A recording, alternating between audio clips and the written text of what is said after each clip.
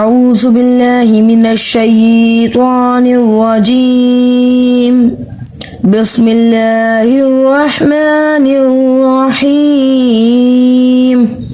پنجم کلمہ استغفار استغفر اللہ ربی من کل ذنب اذنبته امدا او خطأ سرا او علانیة واتوب الیہ من الذنب الذي أعلم ومن الذنب الذي لا أعلم إنك أنت علام الغيوب وستار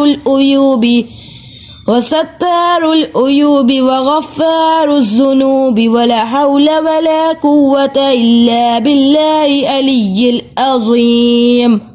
ترجمہ استغفار کے معنی ہے توبہ کرنا۔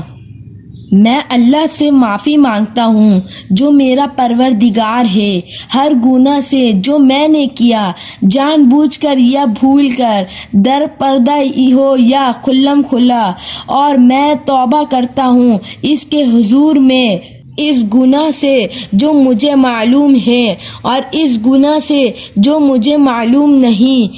اے اللہ، بے شک تو غیبوں کا جاننے والا ہے اور عیبوں کا چھپانے والا ہے اور گناہوں کا بخشنے والا ہے اور گناہوں سے بچنے کی طاقت اور نیک کام کرنے کی قوت اللہ ہی کی طرف سے ہے جو بلند شان اور عظمت والا ہے۔ Please like, share and subscribe my channel.